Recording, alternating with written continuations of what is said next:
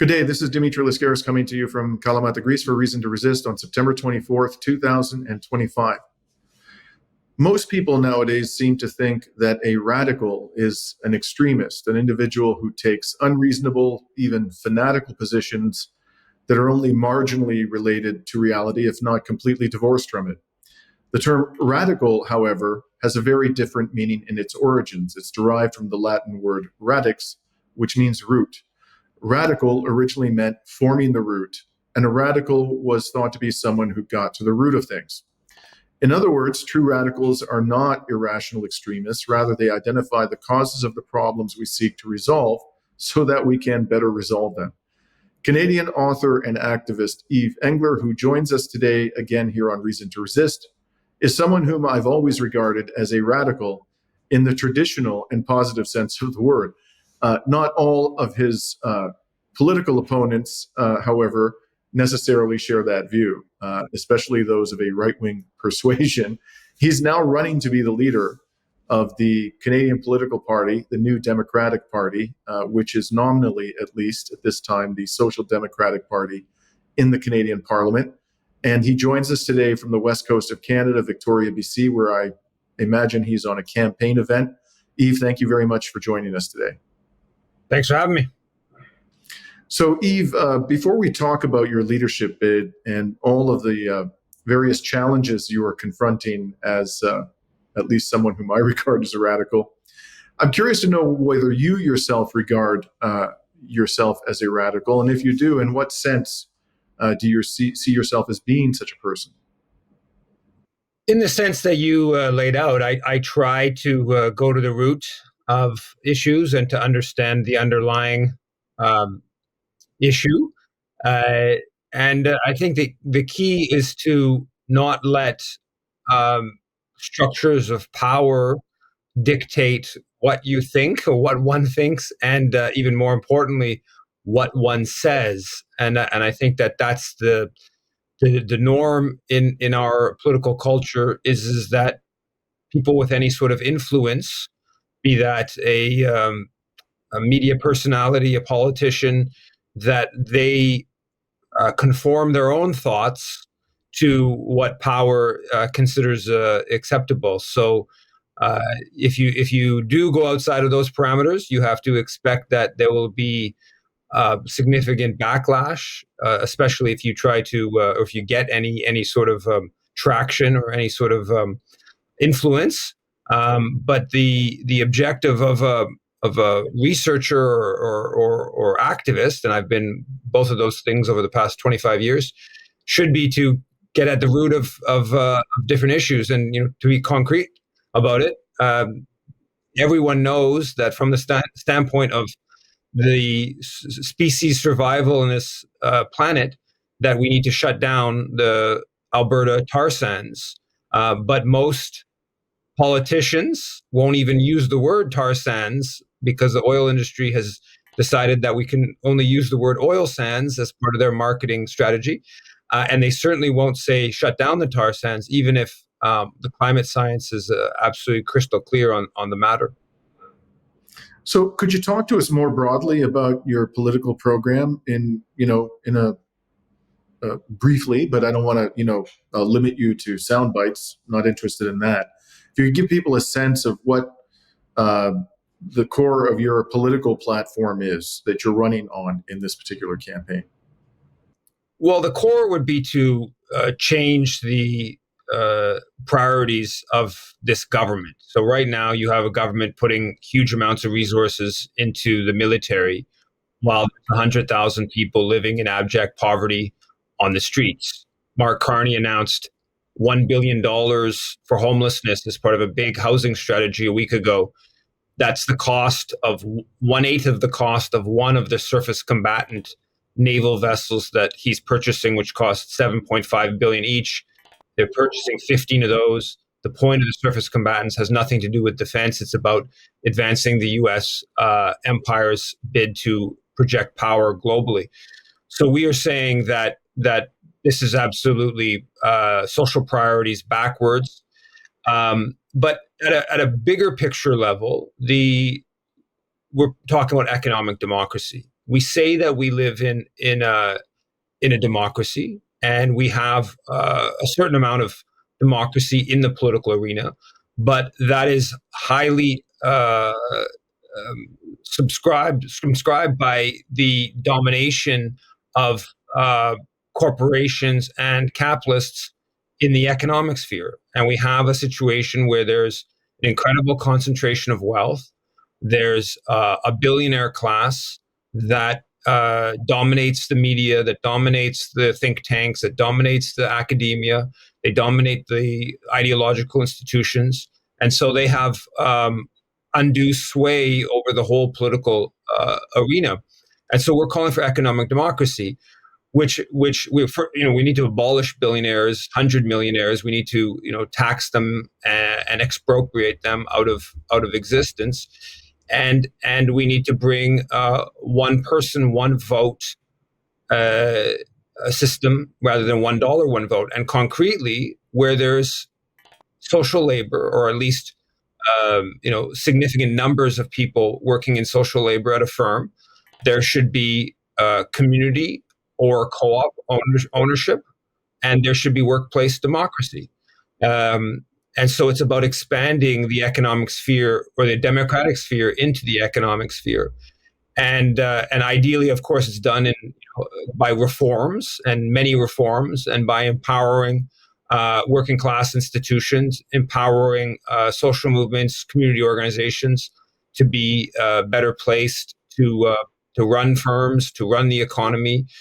But that's the ultimate objective, is to move beyond capitalism. And there's lots of reasons to move beyond capitalism. I think that the hoarding of wealth and the inequality that we see, which is absolutely obscene, where the Thompson family has towards $100 billion, and then there's 100,000 people living in the streets, and however many millions working at $17, $18 an hour.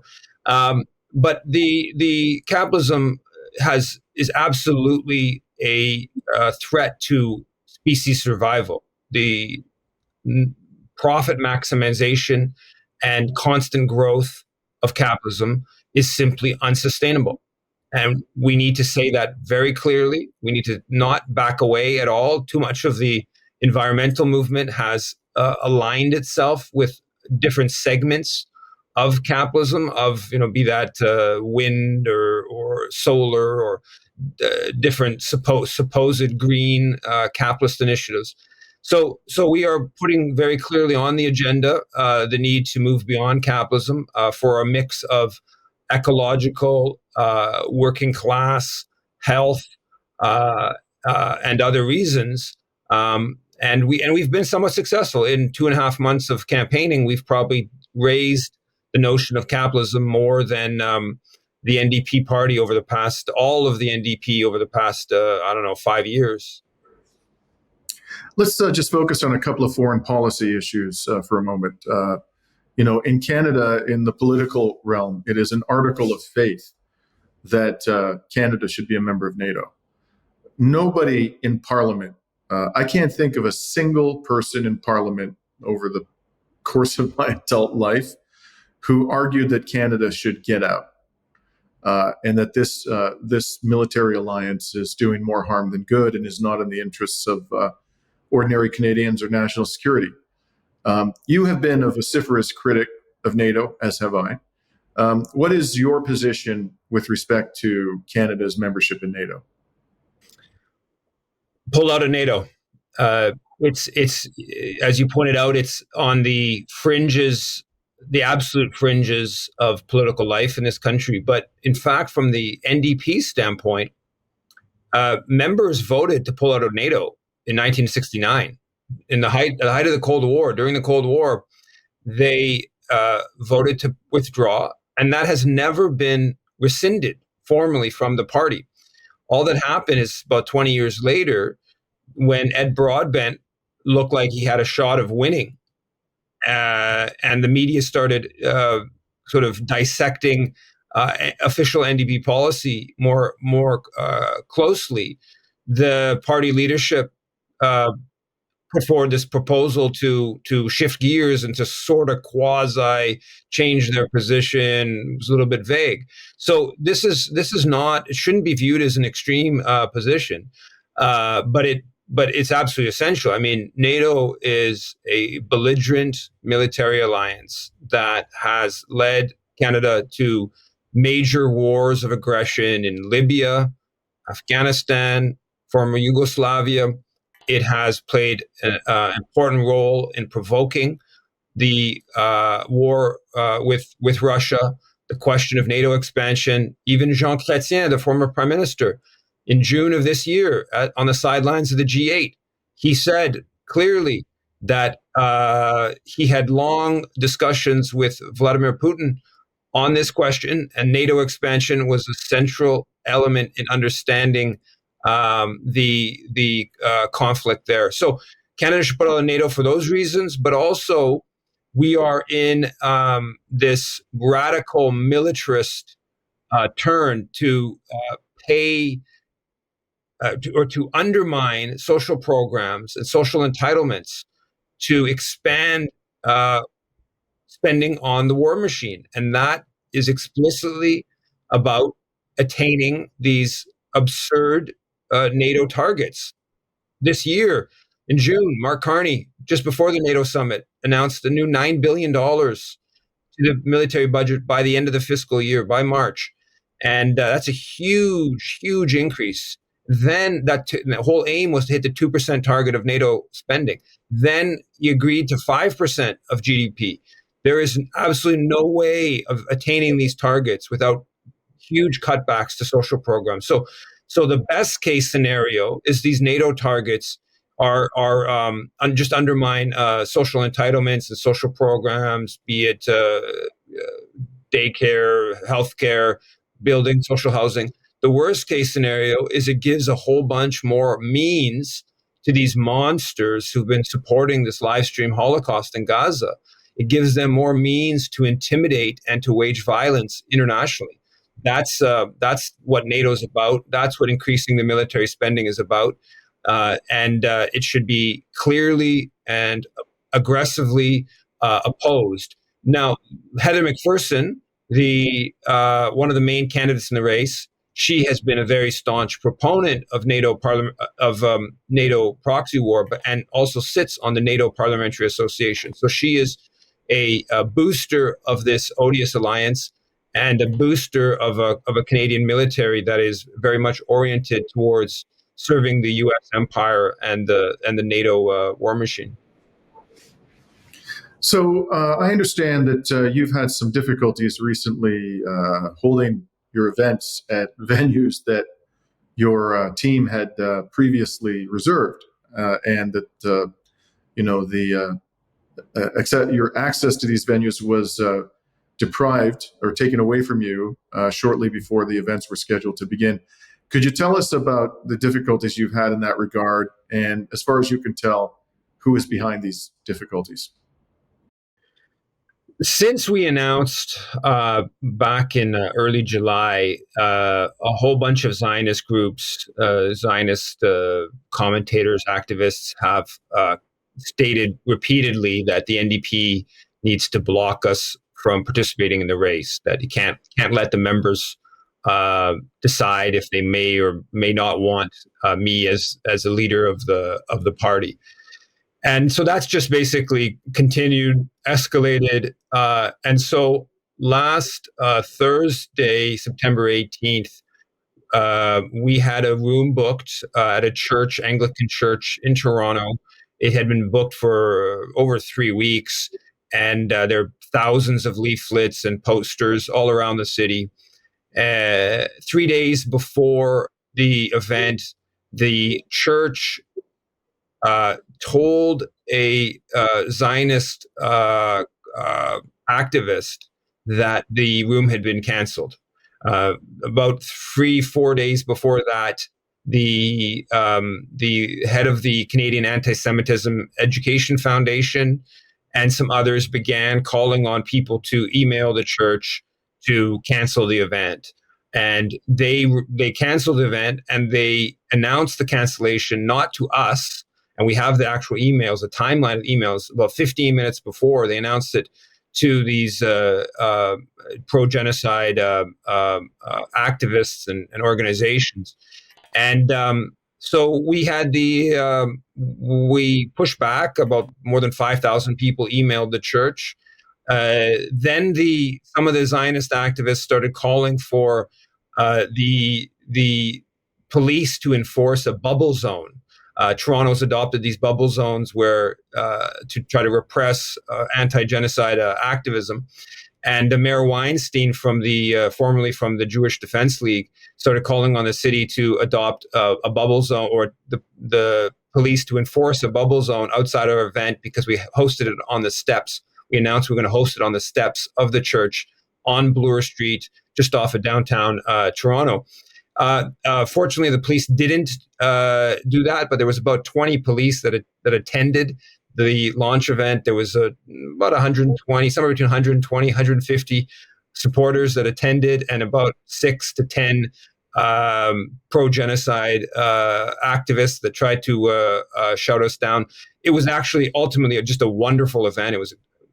Honestly, it was kind of electrifying, speaking over these genocide fanatics yelling at us, and so it was. I think we used this cancellation effort to strengthen and to bolster our campaign.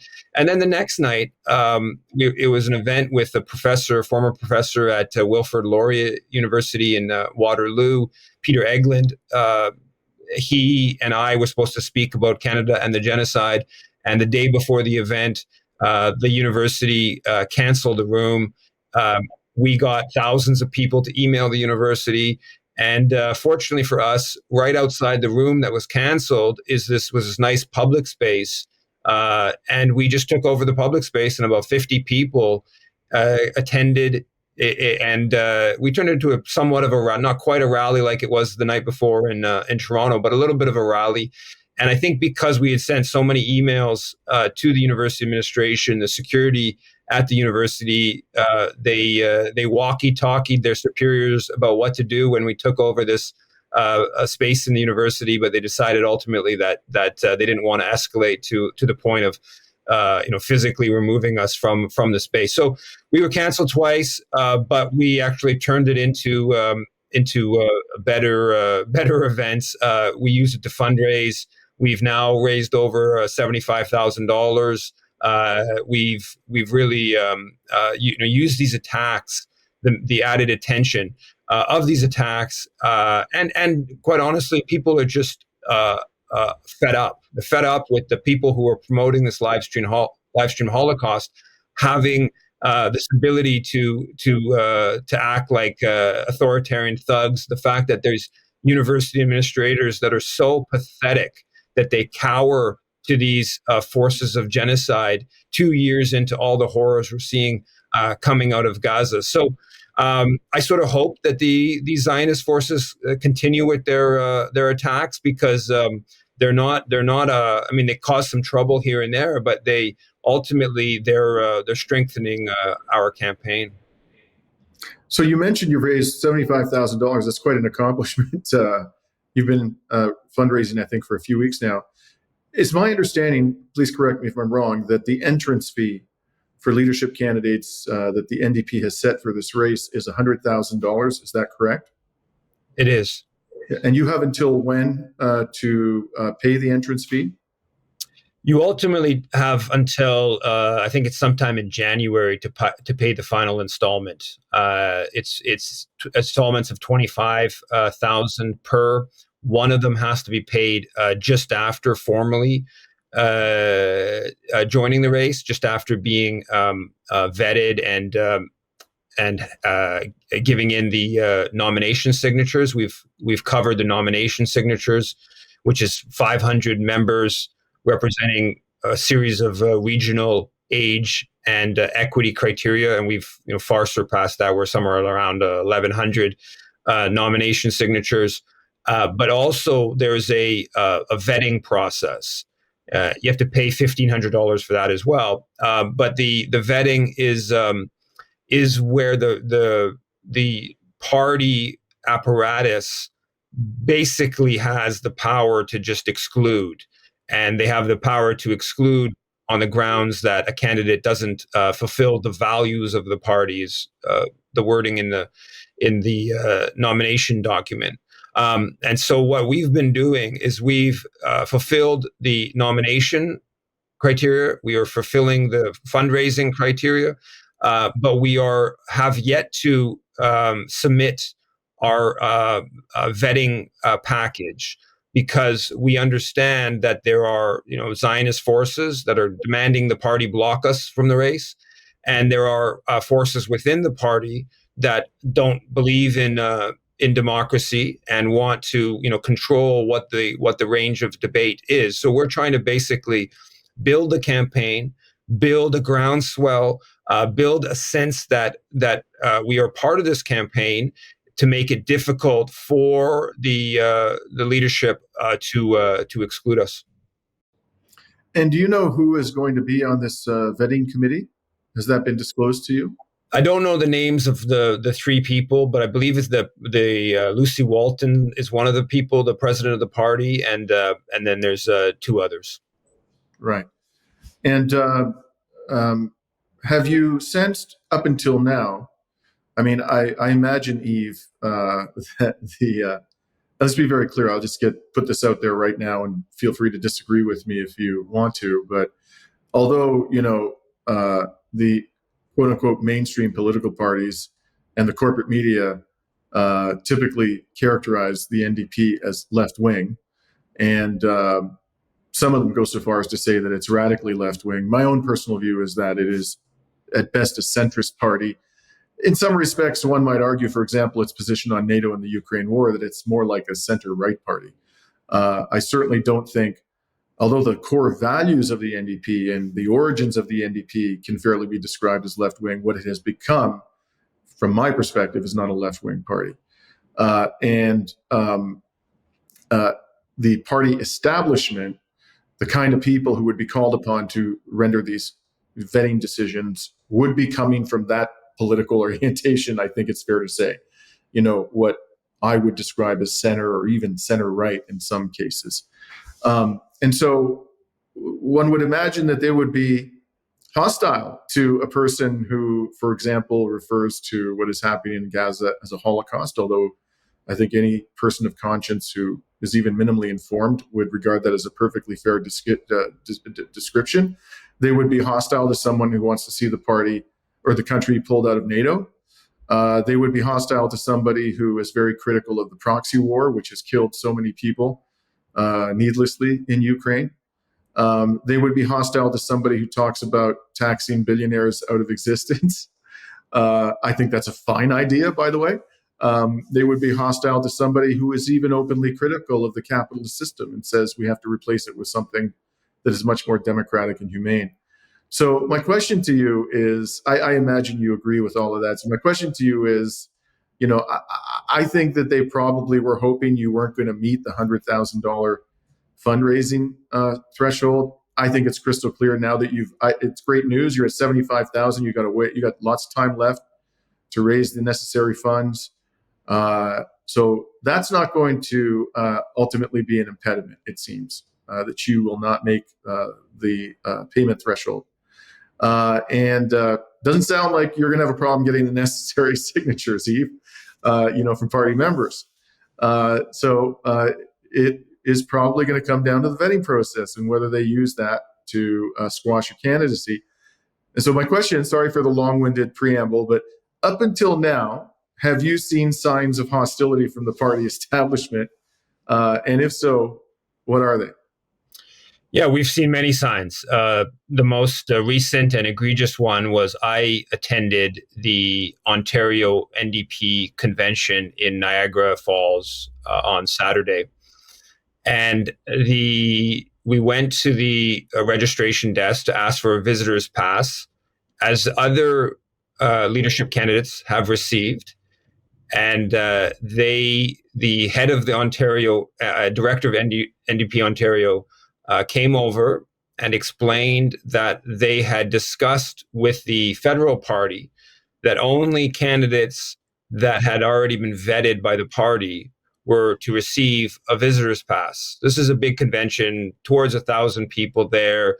A visitor's pass would have just let me, I was inside the facility, but not inside the actual room where the event was happening. This giving me a pass would have meant very little. But they had discussed, they told it what they said. He said they discussed with the federal party that only those who were vetted could get one of these visitor passes. There's nothing in the nomination package that says that if you leadership candidates, if they want to go to party conventions or provincial party conventions across the country, that they need to have been vetted. That's not in the nomination package. This is a new rule that they had decided, and they apparently decided beforehand, not just when I showed up. Then we said, well, okay, so how about an observer pass? There's an observer pass that you can pay for. They just excluded that out of hand. They said it's too late in the convention for that. Then I said, well, I've actually gone to many conventions as a media representative, and often, sometimes you do that in advance, and you send an email and make a phone call in advance. But actually, a number of times I've just shown up at different conferences, conventions in Montreal, and gone to the desk and said I'm with Canadian Dimension or Rabble.ca or different publications that I've written for, and been able to get into the conference. And so this kind of threw a little bit of a curveball to their plan. I don't think they thought that one through. So and often, it's last minute. So they came back about an hour later and they said, no, you also couldn't get a media credential. So this was pretty clear sign they're trying to isolate. They don't want the campaign to look legitimate, to appear in the convention, shake hands with people, take photos with people, have other, members of the party see me there, see, oh, well, he's a candidate, he's legitimate. It's all, there's a race, whatever, all this kind of stuff. And so they excluded me from the convention. But that's just the latest example. They refused to, for like a couple of weeks. It's a very bureaucratic process to become registered with Elections Canada and to follow their rules and fundraising. It took us weeks and weeks, more than a month, to get all this stuff set up. And in that, we were trying to communicate with the NDP, or our financial agent was trying to communicate with the NDP. And they refused to return any of the calls, just adding to our bureaucratic kind of difficulties. They refused to send me the nomination right off the bat. They refused to send me the nomination package for more than 5 days. That caused some delay in our ability to get all our signatures, and it had an impact on how the media covered the initial contest. Once we fulfilled all our nomination signatures, they sent this email saying that you were supposed to get your nominations on a NDP approved form. It's not in the nomination package. The nomination package is clear. There's ambiguity that there could be possibly a form, but you can also just create your own form and have all the criteria and ask people to fill out the criteria. So they're basically doing a series of small things that are making it clear that they are trying to make life difficult for us and potentially set the stage to exclude us from the race. So we understand that. We know that there's all these pro-genocide forces calling for us to be excluded. We know there's, as you put it, elements of the party that aren't just centrist, but in fact, on foreign policy, they often criticize the Liberal government for not being more hawkish on NATO, or not being more hawkish on China, not being more hawkish on Iran. Right? There's forces within this party that are openly and aggressively imperialistic, and so obviously they don't want a candidate that talks about the fact that in fact, it's actually been NDP policy to withdraw from NATO. That's not some sort of fringe position. That was the members actually voted for that. They don't want that any part of this discussion. So people really understand, those who are not familiar with the NDP. I think this week we saw just how to what degree people who lean to the right and who are in fact Zionist have come to control the levers of the party. There's this tremendous, I'm sure you'll agree, Yves, tremendous support for the Palestinian people amongst the grassroots of the party. And there certainly have been leadership candidates in the past, and there are in this race, I'll come to that in a moment, other than you, who are very supportive of the Palestinian people. But you had this shocking spectacle this week when Canada, the Carney government had recognized Palestine, which from my perspective, if it's not coupled with meaningful action to stop the genocide, is purely performative and is designed to do nothing more than relieve pressure on the government to stop the genocide. You had this shocking spectacle of Tom Mulcair, the former leader of the NDP, complaining about the recognition of Palestine because there hadn't been sufficient discussion of it in Parliament. What do you have to say about Mr. Mulcair's position with respect to the Palestinian people? Well, Mulcair, the former leader, is absolutely disgusting. I mean, he's a open anti-Palestinian bigot that should never have had anything to do with the NDP.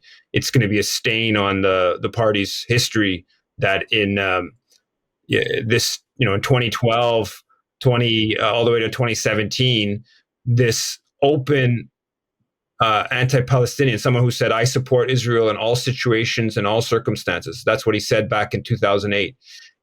He drove out all kinds of NDP members. For instance, Paul Manley, whose father had been an NDP MP in Nanaimo, where I was yesterday. Day before yesterday, he criticized when his father, Paul Manley, went on the boat to Gaza back maybe in 2012-ish.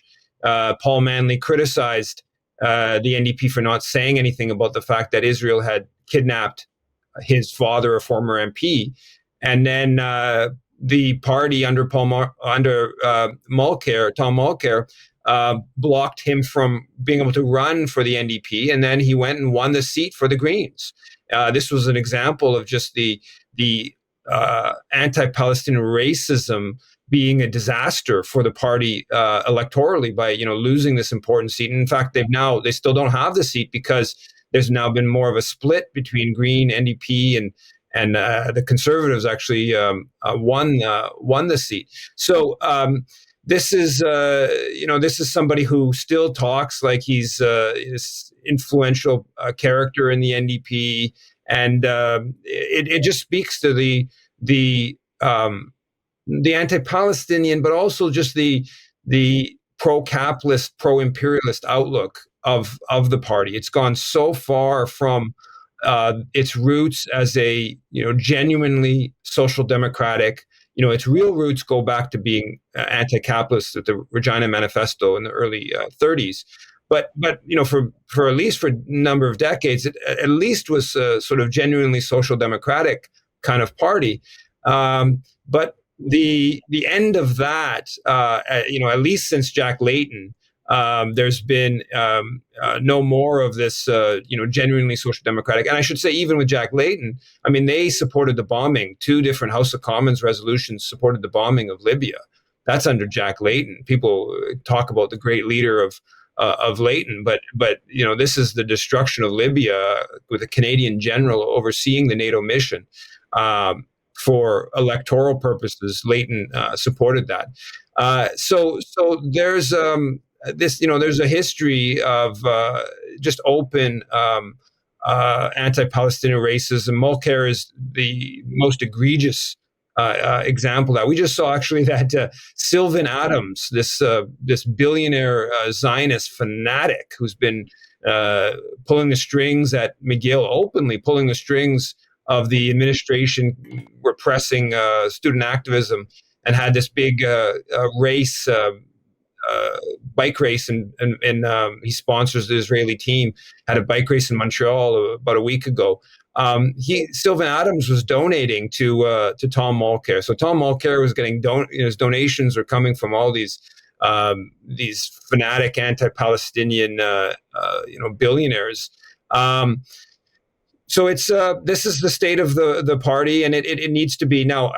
It's the membership are completely shifted. Even at the convention, there were kafiyas all over. Even at the Ontario NDP, people become members, particularly younger people, but across the board.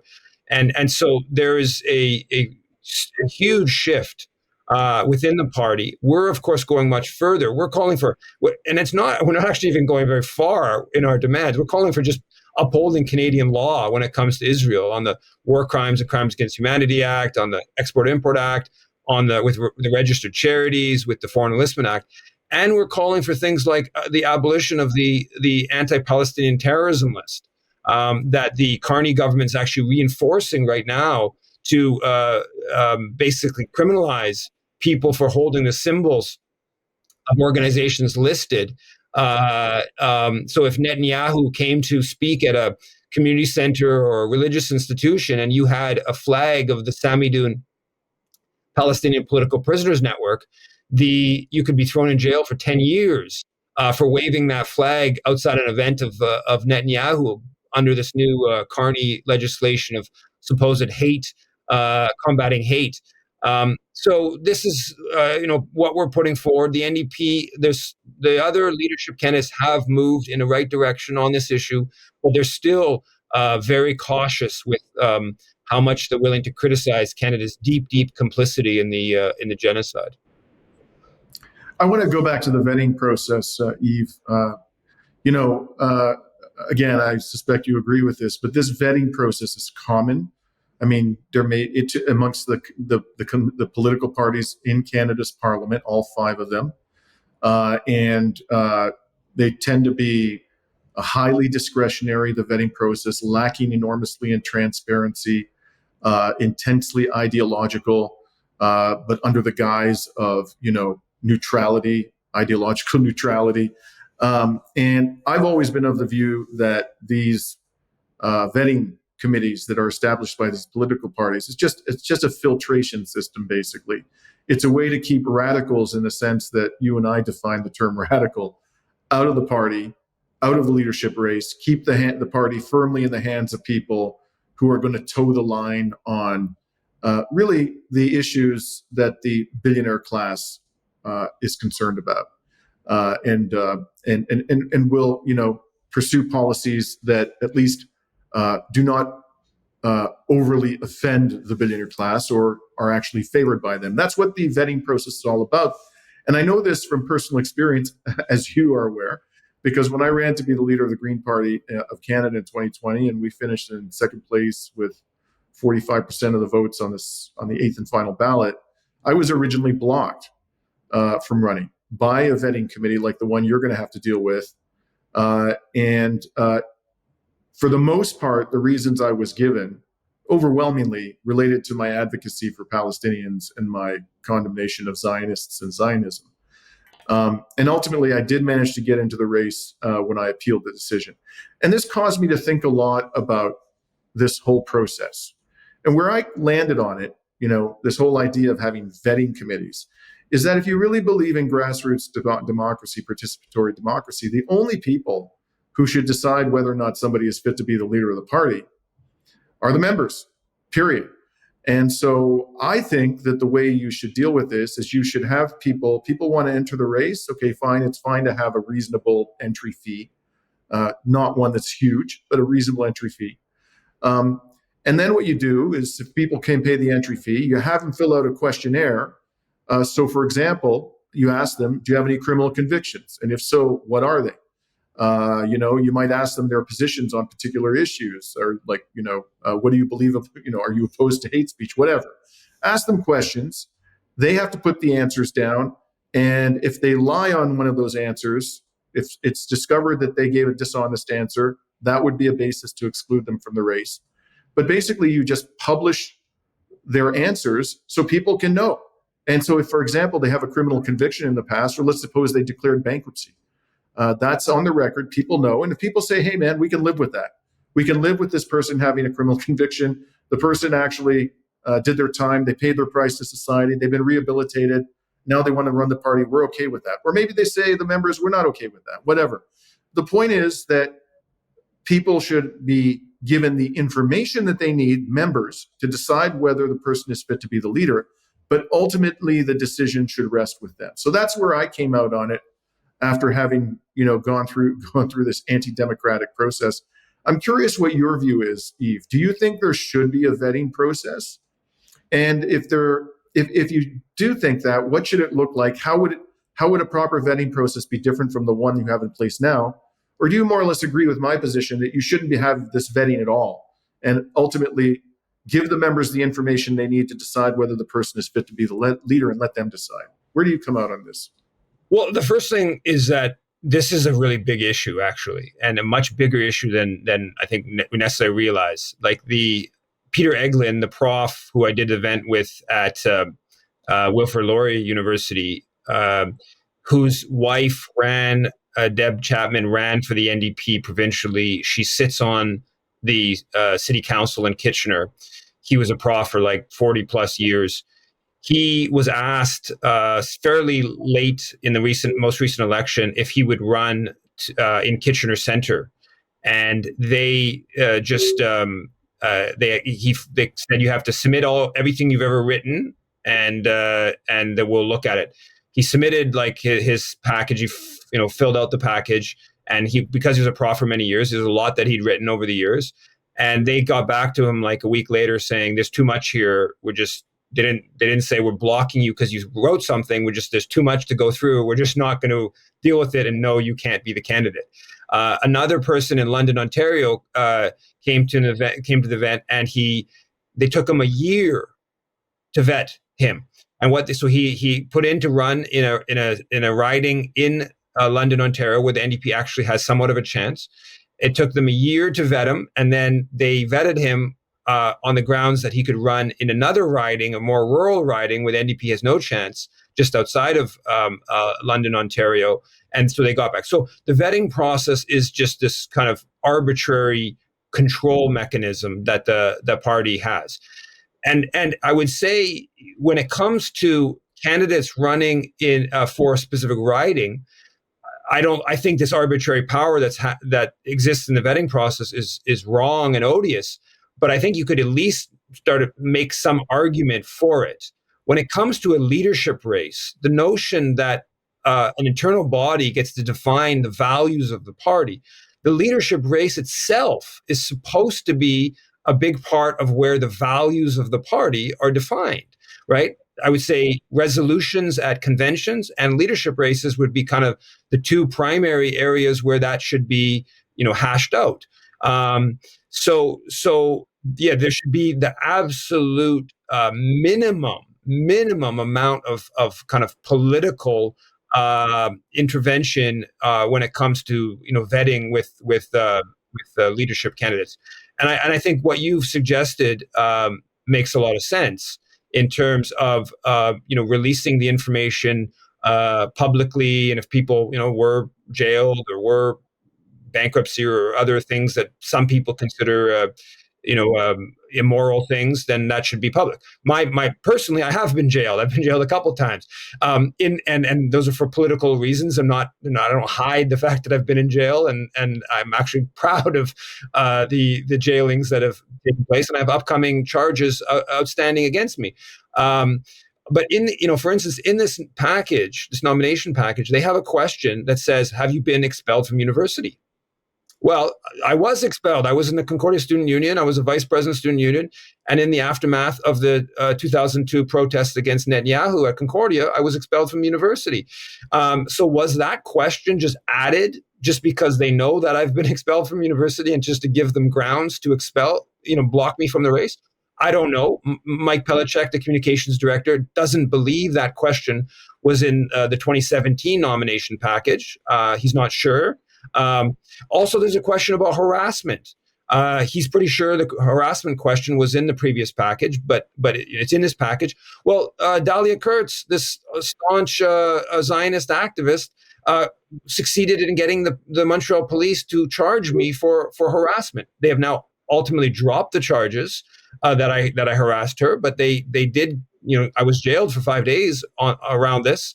I have outstanding charges of harassing the Montreal police. So is that grounds to, exclude me by the NDP? And just so, by the way, sorry, I want people to know exactly, if they haven't watched our prior discussions about this crazy criminal charge, they charged you with harassing the police because you invited your supporters to send emails to the police and tell them to let you out of jail. You had been thrown in jail because you had been charged with harassing Kurtz, even though you never met her. You never went to her workplace. You never telephoned her. You never emailed her. You didn't even follow this lunatic on X. So all that happened was her crazy racist diatribes were showing up in your feed, and you responded to them with criticism, completely justified criticism. I just want people to know what these charges are all about. So I'm sorry to interrupt you, Yves. Please go ahead. No, exactly. And so this could be the ground. The party could use this to not allow me to run in the race. So it's yes, there's way too much arbitrary power. And what you propose of making having a questionnaire it includes, let's call it tough questions about one's background, criminal and other questions, that's explained out, and people can decide one way or another if that makes one fit or unfit to lead a political party. So the last thing I want to discuss with you today is the competition. You talked about Heather McPherson, who was the foreign affairs critic under the prior leader, Jagmeet Singh. And I don't think you need to say more about Heather. You've highlighted some differences between you and her. What I'm more interested in is I think the most recent entrant into the race, and that's Avi Lewis. So Avi is a documentary filmmaker. He has deep roots in the NDP. His father, Stephen, I believe Stephen was a leader formerly, right? A leader of the NDP. Was it just the Ontario NDP? Yeah. The Ontario NDP, right. And he also is a co-founder of the LEAP movement. And he has been quite, I think, based on what I've seen and heard from Avi over the last few months, and when he was running in the federal election when he didn't win a seat out in the West Coast, he's been quite principled in terms of his condemnation of Israel, calling this a genocide, and so forth. So what I'm interested in is, Yves, is what do you believe are the differences between you and Avi that are important, that members of the party should consider in deciding whether to vote for him or for you, assuming they're inclined to vote for one of you?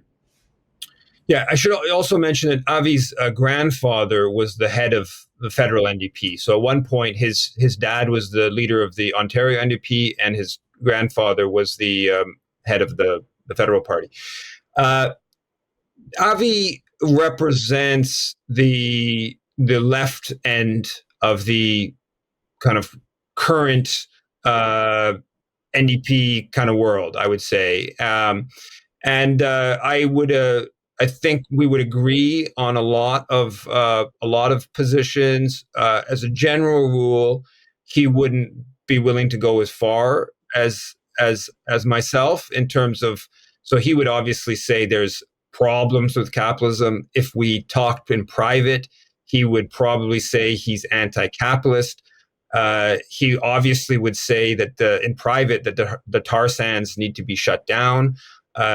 He knows that. He won't say that in public. He might not even use the word tar sands, which to me, if with all the environmental knowledge he has and his sort of running on that issue, if you're not willing to say the tar sands need to be shut down, that's pretty clear prioritization of what's politically expedient over what's right and necessary.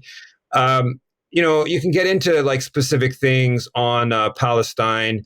His family, his father, his grandfather, his aunt Janet Solberg, who's still a prominent player, his mom, who was a prominent Toronto Star columnist. They were very fanatic, and I say it very staunchly anti-Palestinian until very recently.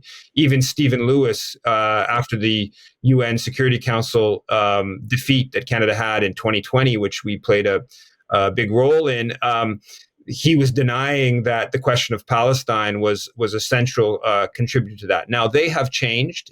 Stephen Lewis and his mom, who I'm just blanking on her name right now, they have been taking to the streets against the genocide in Gaza, and that's to be commended. And people who change their views, of course, that's a good thing.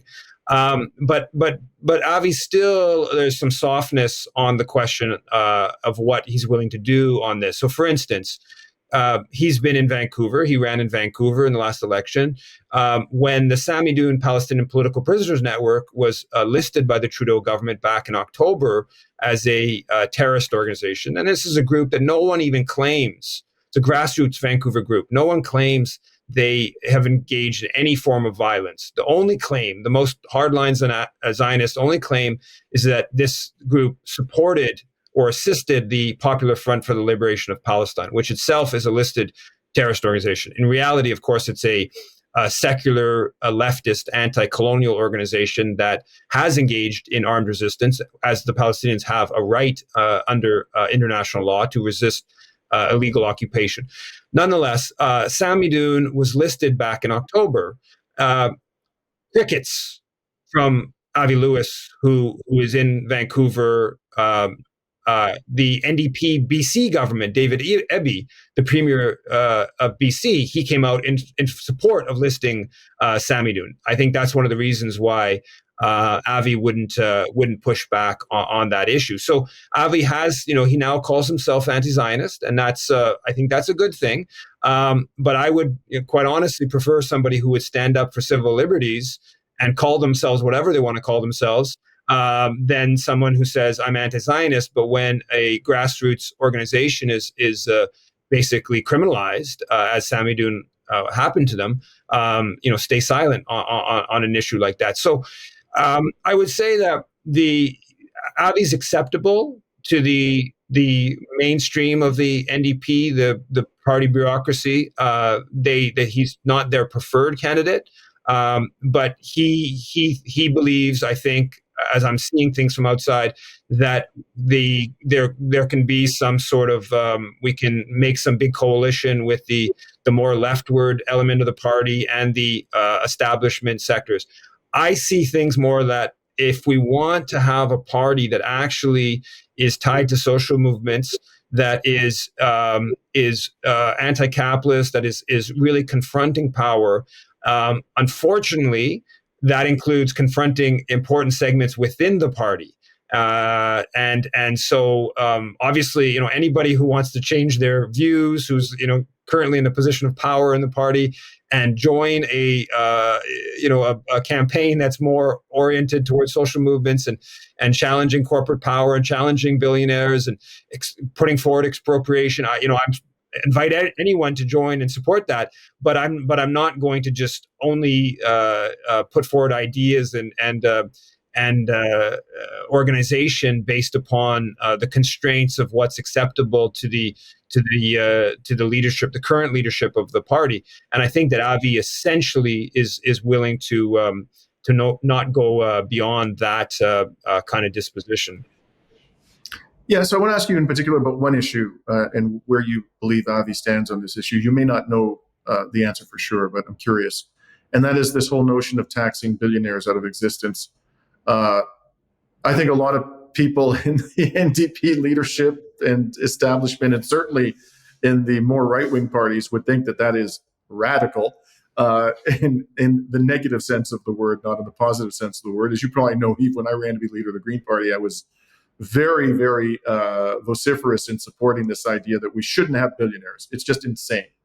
I'm curious to know whether you agree with this. I can live with a certain degree of material inequality. I don't have a problem with there being some degree of inequality. What I have a problem with is really two things. One is that there are any people in our society who don't have the means to have a decent, dignified life and to achieve their potential, their full potential as a human being. Nobody should be in that position. And two, nobody should have so much money, even if everybody has the means to achieve their potential and to lead a dignified and decent life. Even then, we shouldn't allow billionaires, because that kind of money allows people who have it to manipulate the political elite and subvert the course of democracy, undermine the democratic will of the people by, for example, dominating the public discussion, buying media organizations, and so forth. And so, for even if you have, the basic needs of everybody are being met, I would say it's still unacceptable to have billionaires, because billionaires will eventually use their wealth to undermine democracy. And so that's my thinking. I suspect you are largely in agreement. If you any part of that you disagree with, please tell me. I would be most curious to know where Avi Lewis stands on that issue. I really don't know. I think that might be a little bit too "quote unquote" radical for him. Do you know where he stands on that issue? And if not, what's your best? My guess is that, again, privately, Avi Lewis would have no problem with saying that there shouldn't be billionaires. That I don't think he'd have any problem, and I don't think he'd have any problem with saying that there should be government interventions to eliminate the billionaire class through taxation and other means. He hasn't led with that. He hasn't put that out there. I can see a scenario where, if I'm part of the race formally, that he will raise that issue, and in fact he will even come out critical of capitalism. I don't think that's it's a question of whether he sees that as expedient within the race, and as of now, he's not going to raise that issue because he sees that the whole pendulum of discussion in this country considers that outside of bounds. But if there's forces that start pushing that into the popular discussion, he won't have a problem with raising that issue. And I think that even for, quite frankly, for Heather McPherson, I think we can, by participating in this race, we can make Heather McPherson come out on some of these issues and start sounding almost like anti-capitalist. That is completely doable. I wouldn't even say it's completely doable. I expect that to happen if we're a part of this race. I expect that to happen because I think that there's a lot of appetite out there. First of all, there's almost no one who has any sympathy for the billionaires, right? There's a certain right wing kind of ideologue who will say it's all part of people working hard and all this kind of nonsense. And they're so brilliant. They're insanely geniuses, and there's the talents off the charts. All the crap we hear to justify. Yeah. So people, there's some of that, but that's really pretty thin in terms of how deep. I don't even think the ideologues who write that for the National Post even particularly believe that themselves. So I think we can fully put that on the agenda. But I have to say, we're not just calling for taxation policy. Obviously, that's the preference. But we are calling for expropriation. We are calling for. This is not an overnight question, but we are calling for economic democracy. We are calling for communal and cooperative ownership of where there's social labor. So if there's, we can come up with a number. Is it more than 10? Is it more than 50? Is it 100? But if it's a firm that where the labor process is being done in an already collectivized way, which is the case in most capitalist firms, most corporations operate based upon collective labor. It's just a question of, somebody has a piece of paper in their pocket that says that I'm the owner of a certain amount of shares, therefore I'm the boss, or, in a management position, right? So we are calling for moving in that direction of where there is, there's social labor at a significant scale, that the ownership structure should be communal, cooperative, and that the ownership structure is at the municipal level, is it at the provincial level, federal level, or even international level? That's different based upon the different firms, but that's the direction that we want to go. And so in that process, the elimination of billionaires is an, and I would say 100 millionaires, quite frankly, that is a inevitable part of that process. So yes, we want higher, we want wealth taxes, we want higher taxation at the top end and the like, but we also are proposing measures that would go, I guess, maybe a step further in that direction of eliminating the billionaire class. So to conclude this discussion where it began, would it be fair to say that you regard yourself as the most radical candidate in the race thus far? I think I'm the most radical. Well, in a sense, I'm the most radical. In another sense, Heather McPherson is the most radical because, in the popular sense of the term, it's actually her that's the most radical in supporting Trans Mountain Pipeline to ensure the destruction of humanity's capacity to survive, supporting the NATO Parliamentary Association to possibly bring us to the brink of nuclear war, and the like. But yes, probably. Well, always a pleasure speaking with you, and we wish you the very best in your leadership bid. And we will be watching very closely to see what happens in the vetting process. Thank you. And this is Dimitri Lascaris signing off from Kalamata, and Yves Engler signing off from Victoria, British Columbia.